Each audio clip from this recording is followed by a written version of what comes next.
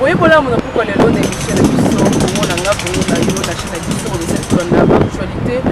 BTV 30, mais la donne des bâtiments, le roi de la source, après ça va l'information, et le roubanier, n'a pas le lot d'un peu que les télévisions de mon emploi, Léon, comme à la matinée. Oh, il y a des bonbons pour les citoyens à la députée nationale, pour les bonbons, n'a qu'à tirer, il y a le jeu, pour les bonbons, la province à Kassai, puis il y a des sous-sous, président et parlementaire pour le PC allié, sur la possibilité de mon emploi. Les autres sont bien dans mon cash. Cash, voilà, les lots bien dans mon cash. Na Kazaki de presse, ils bien dans mon cash, c'est-à-dire et ça ici, UNC, na de presse, voilà, net de nord, donc oh, azoli ko kamba ba député, nyon so ya cash na parlement, ils vont bon dans mon cas. Léon Bika voilà matene, c'est que c'est solo mais matali actualité mingi pour le bien matali. Budget oyo mona mboka ilokamba aussi pour la kisa na liboso ya bantoma lokola bango pe siko solo ya matali UDPS vous avez kani entre UDPS na PPRD ce que ya solo bango ba désavoué président la bango toni na yemto biso ba information à solo parce que dernièrement ba utai ko la déclaration moko awa mona mboka l'homme comme la maté to ti ko ka ke vous allez qui les solo vous allez qui les biens sur liboso ya mona mboka le ministre à l'accepter au budget équivalent, il y a 10 milliards si je ne me trompe pas. D'un côté, le budget, est-ce que vous avez pour répondre vraiment à attente plutôt il y a République démocratique? Merci Mingi pour la mission de la CPI. Oh, on a budget. Les alliés même balade de votre budget à 10 milliards. Dodo sepela na oni kasi soko koti na kati ya video okotala omona ke eza kaka budget ya problème sociaux oyo toza nango mingi santé éducation mpe baoyo bazali kokanisa ke budget ekosalema te biso toza sur ke éducation yango ekozala mpe budget wana ekosalema na mandat oyo. Le but est d'être dans un modèle social, mais la polarisation sociale, on peut tout à fait à 30%. Et na kati na yango, ba on peut kabola que gratuité il y a un enseignement de base de tout à fait 11%. Ba nous ko lobela que gratuité que ça est-ce que na budget autre parce que gratuité on peut que na suka na moto ndenge banaka que comme ka révision kaka tantôt bana ba ko ta classe batanga te na yo en tant que mo o ezali pemeni ya bokabito par na pameni na partie o ezana pouvoir on est vraiment que gratuité possible na kati ya quelqu'un o ya chef de l'état surtout zali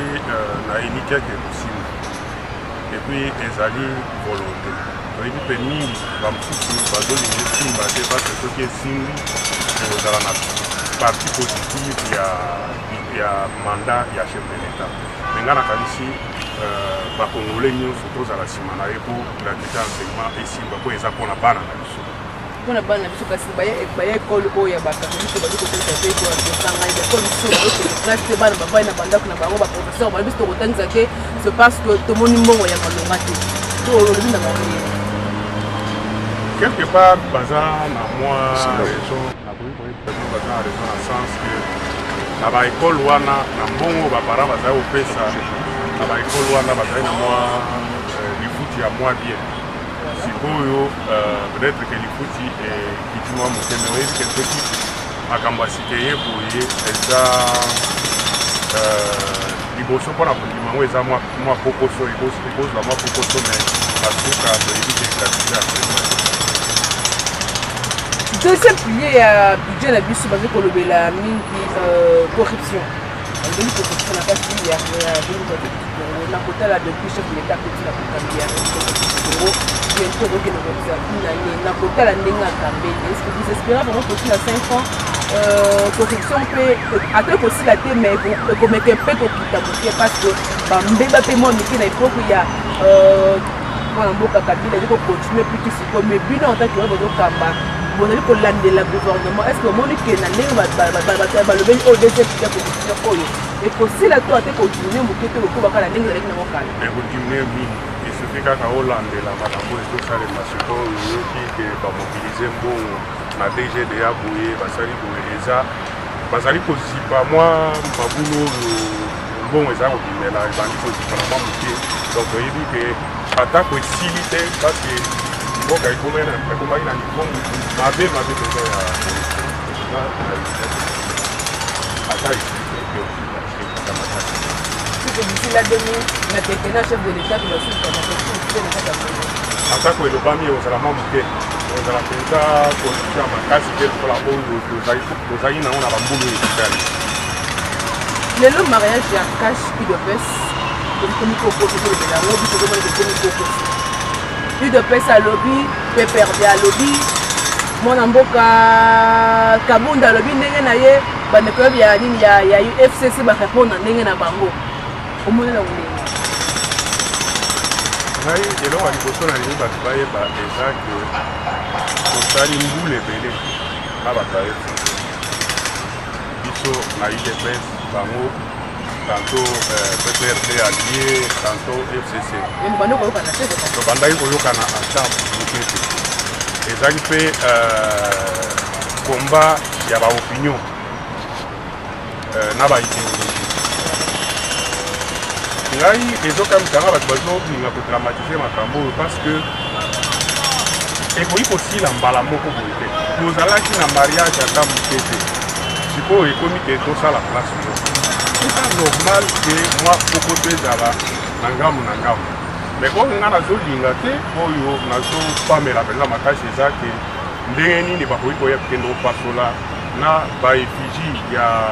chef ya tala na baefiji ya chef ya sika oyo ezali tokomi na niveau moko ya mabe il faut ke biso bacadre tomeka kosunga bacombatant na biso po basala misala wana parce que atako lelo toza ensemble mais mingi na kati na biso mingi batikali na opposition biso bato ngai nayebi ke toza na coalition nazosala mpe makasi ke coalition yango esimba mais mingi na mito na bango batikali na bacombatant na biso mingi batikali na opposition mpe il faut tosunga bango bayeba te toza na opposition na FCC te mais toza na coalition donc FCC akomi ndeko na biso pour le moment donc il faut tosala makasi po toyokana po tosauve coalition oyo eza na baavantage abandi soki coalition ezalaka te bato balinga bakufa mingi na periode oyo ya passation ya pouvoir esalama nanu te ke eleka ndenge eleki bato totya deja tokanisaki eza coalition toza ensemble bato batika kosala pression teke mariage yango ekufa atako ekufa sikoyo te makambo ebonga nanu na toyebi te avenir biso tozobunda mpo etikala ke etikala libela na libela tosilisa mandat tokotala 2023 ekokamisa bato soki toza na coalition ekokamisa bato ke na 2023 par exemple biso nyonso na FCC na coalition topesi candidat moko na FCC na cash ekosalema pe te ekosalema bato bakanisa te ekosalema te mais ekosalema te nalobi wana te tokorespecte constitution na biso mais tokoki kosala mpe ke pati asalika makambo nini ezopekisa ke FCC esoutenir candidature ya Fati na 2023 biso totikalaka ta constitution est ce que constitution elobi mandat moko elobi moko renouvelable oni toko renouveler en fait biso tozokanisa toko renouveler et puis tokozala mpe na soutien ya FCC oyi bango boye ekozala soutien ya FCC nyonso ezali mwana mboka lelo abi ke asala le mandat soki alingi ebosoki mwana mboka Félix alobi ke te rapport nasali kenkena oyo na soutien nanu wana topesa mpe coalition na biso candidat Joseph Kabila Kabange tokozala na posa na ye na peuple mpe ozala na posa na ye bapeuple azomona bareforme oyo ezosalema yokanisi bapeuple aotika ye mwana villageois kuna na lwebo azokende ekole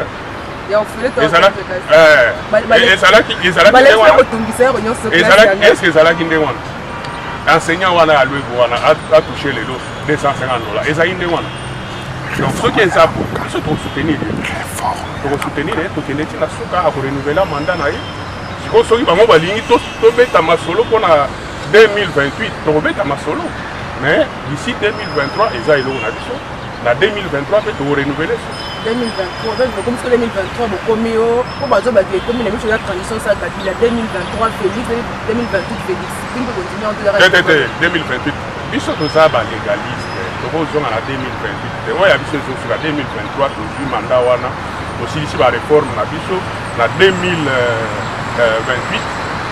tokoki kotia candidat mais kozala Félix te tokotia candidat na biso ya cash po tocontinue mais tosali opposition mingi 32 ans ezali 37 ans ezali tosali opposition mingi nani ayebi biso teke tokozwa mpe pouvoir yango mpona 50 ans eza mpe possible Voilà, donc on a vu que les combattants il y a eu de presse, voilà, on a quatre oppositions. Donc on a vu que si on commence à opposition, là, on a la pouvoir, c'est parce que nous avons l'opposition, on a la carte de démocratie, on a la France, parce que tout le monde opposition, on a la côté les mélas, on a la tu nous sais la tête de Soumibaye. Donc on va pas c'est opposition, on va c'est parce que nous avons l'opposition, on a la côté les mélas. Ou bien, il y a eu rôle à opposition, on va avoir un pouvoir, on va avoir opposition. Donc ils ont pouvoir. Celui de la gouvernement, tout le monde a la place, on a parler. ngai nakolandela pouvoir makasi te kasi ngai naza na kati ya coalition ngai eza pouvoir na biso donc lamuka eza wana lamuka ezosala opposition constitutionnelle opposition comment on dit baza na terme na bango oyo bazoutilize bango moko wana résistance non bato ya résistance baza bato bazoreve bakomi biso oza na bango besoin te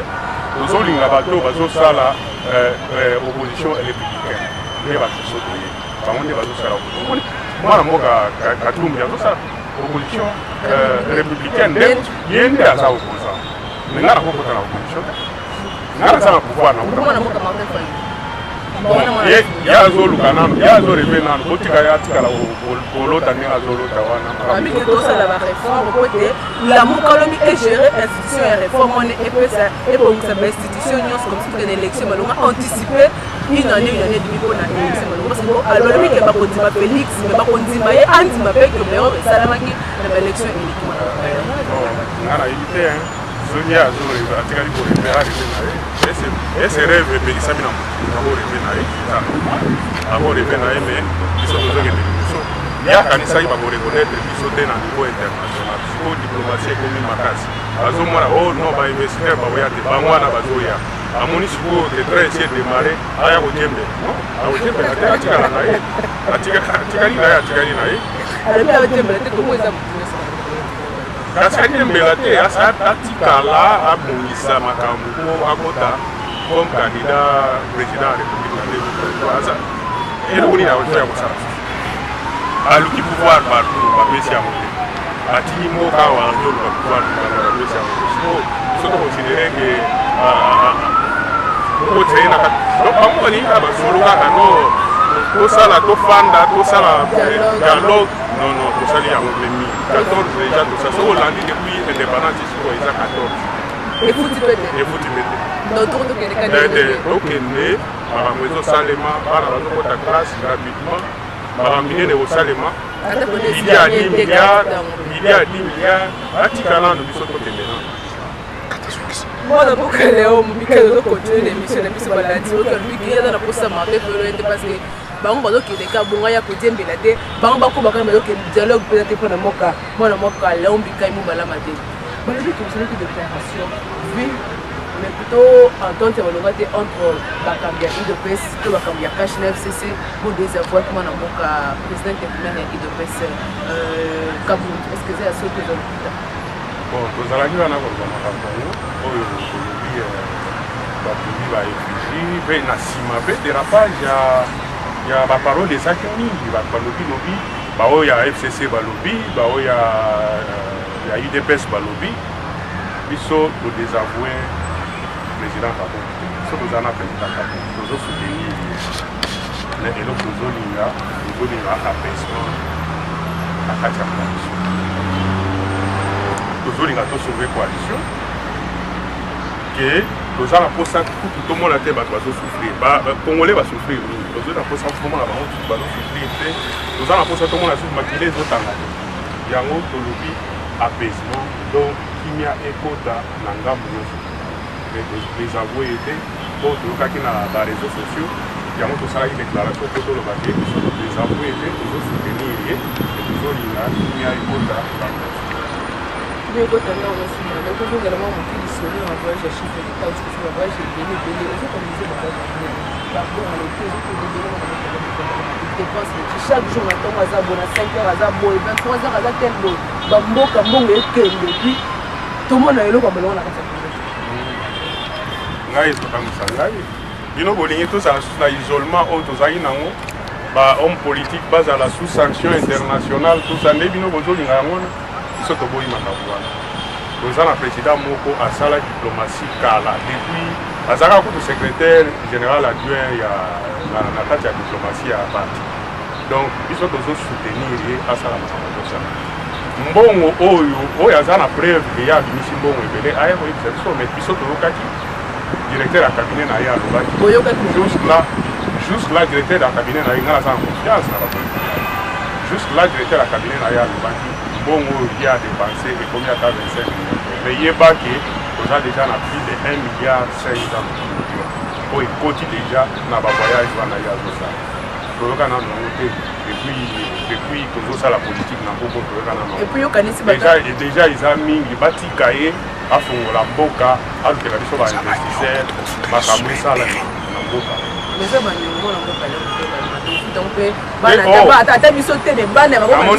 namoni bolandaka information te mbongo oyo france auti kopesa mikolo eza gratuit balobi contribution à france balobi te ke eza nyongo ya france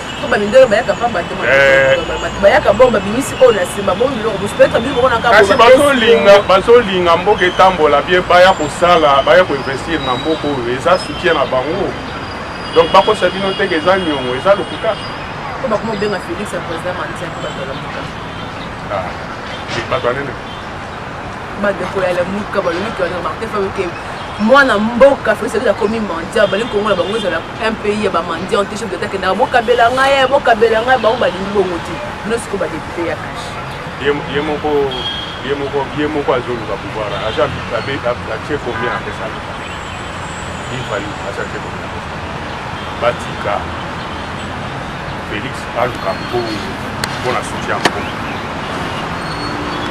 peuple basouffrir batika makambo wana soki azolinga dialogue na ye azela 2023 aya na dialogue comme ça abima président oyo akoki akozala na vase clos oyo akokende pembeni te akende sola na baprésident mosusu atikala kaka na kongo emidevelope tokosemisa te teke tokutebisa bandeko tozali bongo député national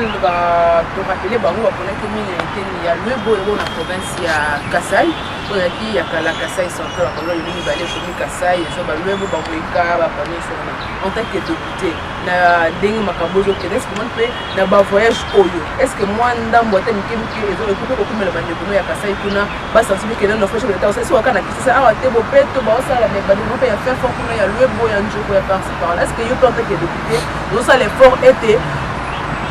bamielo wana ezokite mpe ekomela mpe base na yo mpe kote ezali kasi sikoyo toza na budget tolandela budget tozokunda mpe ke bacirconscription na biso ezwa mpe mwa possibilité ya kozwa mbongo wana breve ezake tozokunda mingi mpo tozonga korepare banzela oyo ya lwebo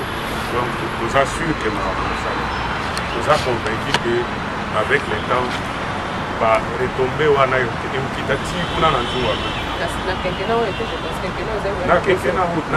oyo eza na espoir oui eza ebele mpe eza moke eza ebele eza ebele mpona moto azosala mosala bien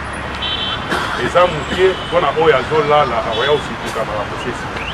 donc mpona biso toza convaincu ke na kati ya kenkena oyo bato baprofite y compris bandeko oyo baza na intérieur parmi lesquels bana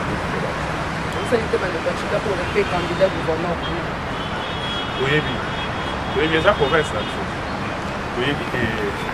monungu ezotambolaki vraimen bien tenir balingaki mpe te ntango ozomonango na mosika mpwasi ozomona ndenge nini estce olingaki kozala wana kaka mpo etambola bientôt ozomona kaka bao bazopesa bango chance kaka bakamba yango bon bao baza wana déjà eza jeu démocratique bao baza wana déjà bakamba na bango mais basala makasi ke bazala na attente ya peuple ezala te ke promesse ebele tokotonga boye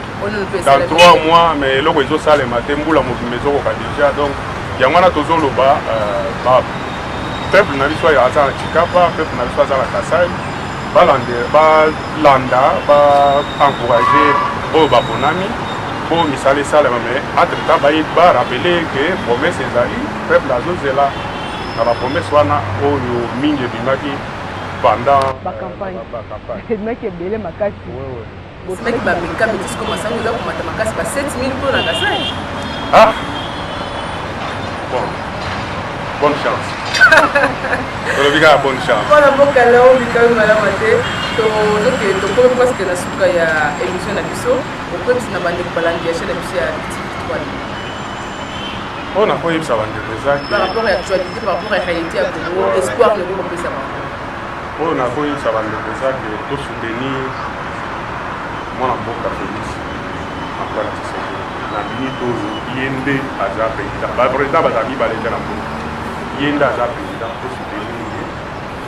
toza na elikya ke ye aza mpenza na posa bokoyebo mpe tosunga ye epoka ye moko akosala eloko te soki aza na soutien ya peuple na tozo tokomi na suka émission na biso bandeko balandi ya chaîne na biso wa bandeko ya émission na biso Congo na ngai eza mpe Congo ya honorable bikami malama te oyo toyambelaki bino lelo tobeti masolo na mayo nyonso mateli actualité démocratique du Congo mpe na tomini bino banso elamu bokosa te kotina basituation na bino baremarke na bino na nimero oyo ezali kobima na se ya baécran na bino po te oyo na kozwa po ete bala nsima toyeba na kobongisa matondi mingi na basukisi na bakamera topesi mwana moko titi cilambu matondi mingi mwana moko mardoche mpe tokosaki te oyo azali kosala po ete émission oyo esalema malonga nde mwana mboka Pierre Elvis na mboka ya France nzambe akabwaki te bino bala nsima mpe na mopaya mosusu mpe na invité mosusu ya kosala po ete Congo na yo mpe Congo na biso nyonso ekende liboso mpe etoboma pourquoi